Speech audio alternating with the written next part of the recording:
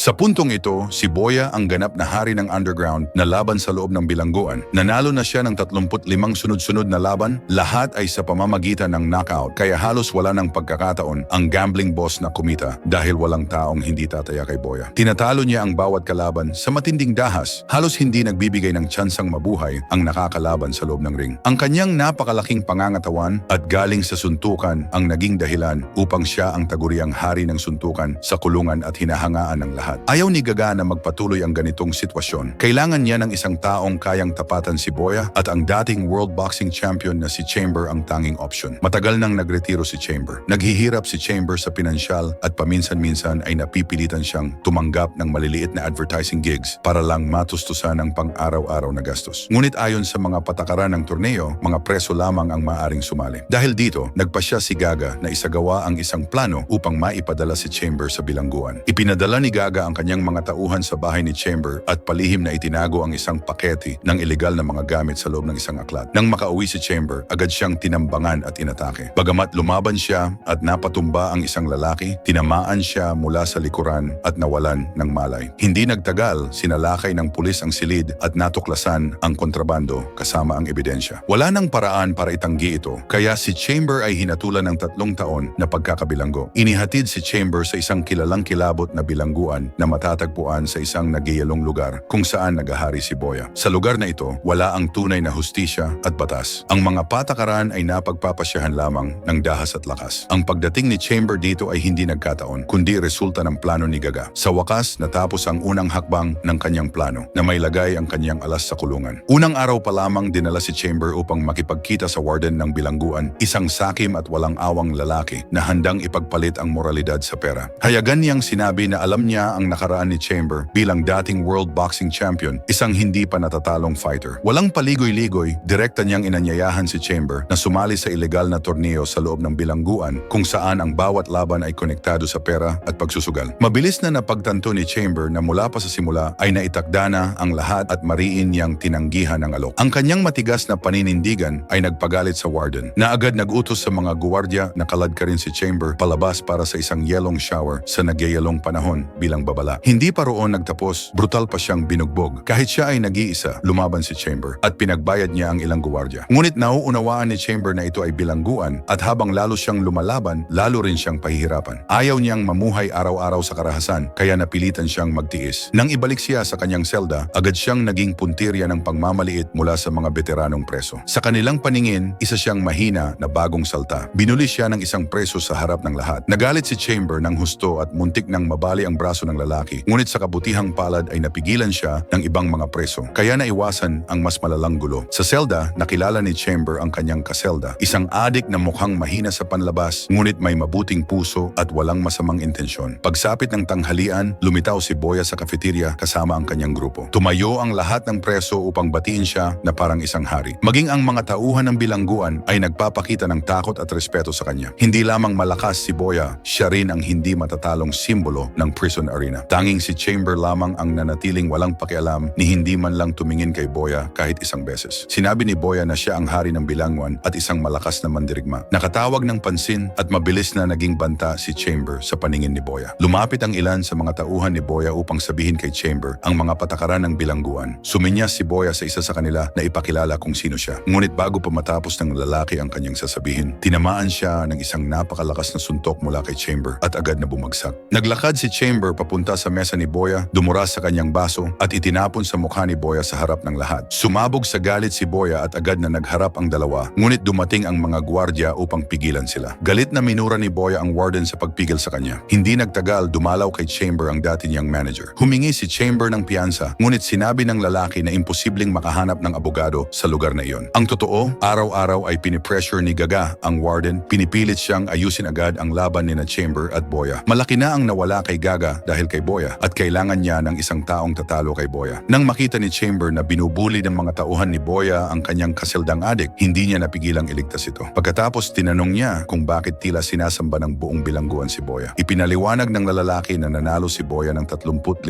sunod-sunod na laban sa ilegal na torneo at hindi pa natatalo. Bukod dito, tinutulungan ni Boya ang maraming preso na tumaya at kumita ng pera, kaya ganun na lang ang respeto at takot nila sa kanya. Samantala, desperadong naghahanap si Gaga ng taong makakatalo kay Boya at si Chamber lamang ang tanging paraan. Ang pagkakabugbog sa kanyang mga tauhan ay labis na ikinagalit ni Boya. Hinamon niya si Chamber ngunit tumanggi si Chamber dahil ayaw niyang madamay sa isang lutong larong ito. Sa katunayan, ito ang gusto ng Warden. Palakihin ang gulo sa pagitan ni Boya at Chamber para maganap ang laban ng dalawa. Nang gabing iyon, may laban si Boya kontra sa isang matigas na fighter. Nanood si Chamber at nasaksihan ang tunay na lakas ni Boya. Walang tigil na mga atake, halos walang pagkakataon ang kalaban na makabawi. Inilabas ni Boya ang lahat ng galit sa labang ito at tinalo ang kalaban ng walang kahirap-hirap. Pagkatapos direktang tinuro ni Boya si Chamber, hinahamon siyang humarap kung may lakas ng loob siya. Pinaliwala siya ni Chamber na lalong nagpagalit sa Warden dahil naaantala ang plano. Nawala ng pasensya ang Warden at nagpasya ng gumamit ng dahas. Sa gabi, binantaan niya si Chamber, pinipilit siyang lumaban kung ayaw niyang masaktan. Tumanggi pa rin si Chamber at pinarusahan siya na linisin ang mga kubeta ng buong bilangguan. Ang pinaka nakakahiya at pinakamaruming trabaho sa lugar. Nang tumanggi siyang gawin ito, siya ay binugbog. Sa kabutihang palad, isang matandang lalaki na nagngangalang Cross ang namagitan at pinayuhan si Chamber na matutong mag-adjust kung nais niyang mabuhay. Unti-unting tinanggap ni Chamber ang kanyang kapalaran, ginagawa ang maruruming gawain araw-araw, ngunit hindi doon nagtapos ang problema. Patuloy siyang tinitira ng mga tauhan ni Boya at mabilis naman silang napapabagsak ni Chamber. Dahil dito, ikinulong siya sa isang malamig at madilim na solitary cell. Ilang araw siyang roon hanggang sa siya ay manghina. Palihim siyang binigyan ni Frost ng alak at tinapay at binalaan siyang ang katigasan ng ulo dito ay humahantong sa kamatayan. Kinabukasan, dahil hindi na makontrol ng Warden ang sitwasyon, si Gaga mismo ang dumalaw kay Chamber. Pinilit niya itong tanggapin ang laban kapalit ng kalayaan. Sinabi ni Chamber na hiniling na niya sa kanyang manager na ayusin ang piyansa, ngunit hindi niya alam na ang lalaking ito ay nakumbens na ni Gaga. Gipit, wala nang ibang pagpipilian si Chamber kundi ang pumayag. Sa sandaling iyon, opisyal nang nagsimula ang magaganap na laban ng dalawang kampiyon. Matapos mapilitang tanggapin ang alok ni Gaga, nagsimula nang mag-training si Chamber. Nalaman din si Boya na ang kanyang makakalaban ay isang dating world boxing champion. Hindi na makapaghintay ang lahat dahil alam nang nila na ito ang pinakamalaking laban na magaganap. Sa wakas, mangyayari na ang laban. Ipinagpatuloy ni Chamber ang kanyang ensayo at ang kanyang kaseldang adik sa kabila ng kanyang kahinaan ay buong pusong nagsilbing assistant. Ginagawa niya ang lahat para kay Chamber. Nagdadala ng tubig, nagpupunas ng pawis at nagbibigay ng lakas ng loob. Hindi man masabi ni Chamber, pinahahalagahan niya ang kabaitan nito. Kahit matagal na siyang hindi lumalaban, ay nananatiling matibay at eksakto ang mga suntok nito. Patunay na ang pundasyon ng isang tunay na kampiyon ay hindi nawawala. Samantala, matindi rin ang ensayo ni Boya. Kilala siya sa kanyang malupet na paikot na sipa, pasabog na lakas at pambihirang tibay. Alam ni Boya na mahina siya sa boxing, ngunit nais pa rin niyang harapin si Chamber ng boxing upang patunayan na siya ang pinakamalakas. Ang kayabangan niyang ito ay nagsimulang ikabahala ng kanyang mga tauhan. Bago ang laban, nilapitan ng mga tauhan ni Boya ang kaibigan ni Chamber at binantaan na kung hindi siya susunod, masasaktan siya. Sa takot na pilitan ng lalaki na lagyan ng droga ang tubig ni Chamber. Opisyal nang nagsimula ang laban at naghiyawan ang mga preso at mga sugarol sa labas. Sa unang round, nagkasundo sina Boya at Chamber na boxing lang ang gagamitin. Sinukat nila ang isa't isa at nagsimulang lumipad ang malulupit na suntok. Lamang si Chamber, sunod-sunod na malilinis na suntok ang pinakawalan kay Boya hanggang sa ito'y malito. Gayunman nanatiling nakatayo si Boya dahil sa kanyang tibay. Lamang si Chamber sa pagtatapos ng round. Sa ikalawang round, nagsimulang umepekto ang droga. Nakaramdam ng hilo si Chamber. Lumabo ang paningin at nanghina ang mga kamay at paa na parang sinipsip ang lahat ng lakas.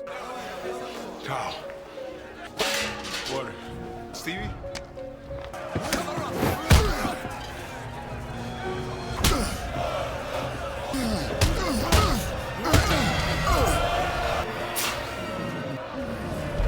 Pinilit niyang lumaban, ngunit nawalan ng lakas ang kanyang mga suntok. Agad namang pinakawalan ni Boya ang walang tigil na paikot na sipa. Wala nang nagawa si Chamber at bumagsak. Napilitan ng referee na itigil ang laban. Pagkagising ni Chamber sa infirmary, nakita niya si Cross na nakaupo sa kanyang tabi. Sinabi ni Cross na nilagyan ng droga ang kanyang tubig, kaya siya nahilo. Nabigla si Chamber at agad na naisip ang kanyang kaseldang adik. Nagmamadali siyang bumalik sa selda, ngunit nalaman niyang nagpakamatay na ito. Nag-iwan ang lalaki ng liham ng paghingi ng tawad.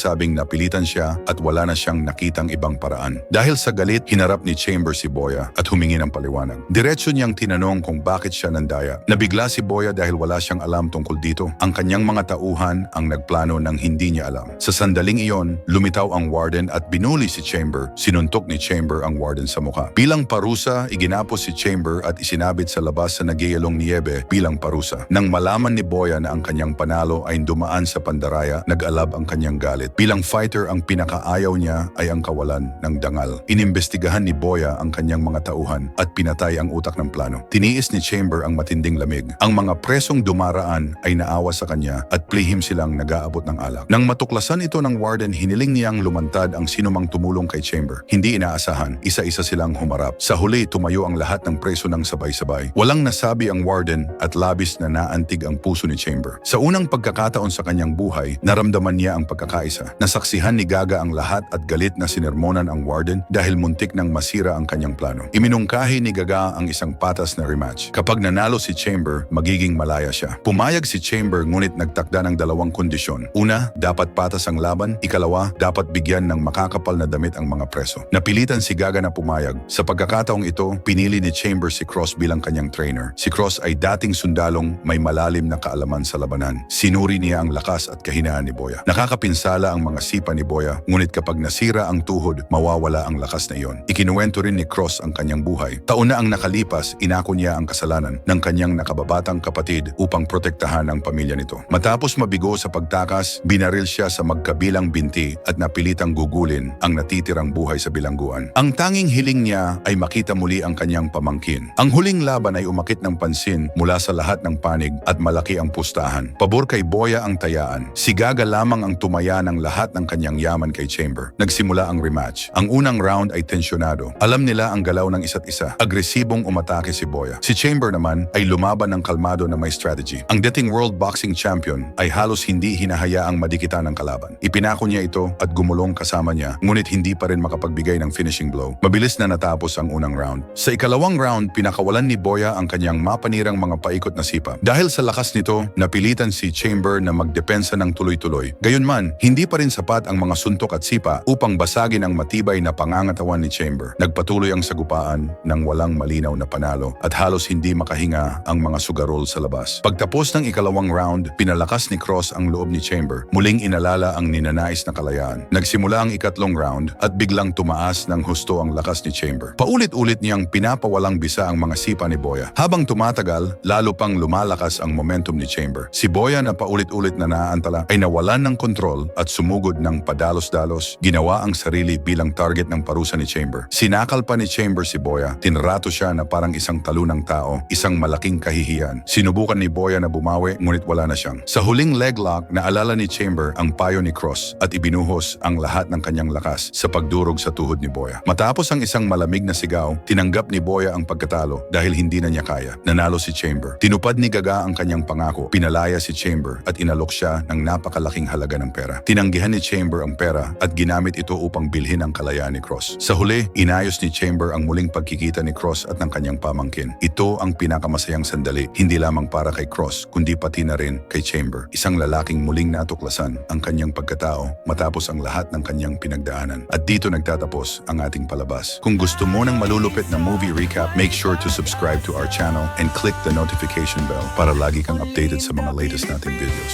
Hanggang dito muna tayo mga ka-only. Maraming salamat po sa panonood at abangan ang ating mga susunod na malulupit na mga palabas. Only in the Philippines TV here at nagsasabing, ingat!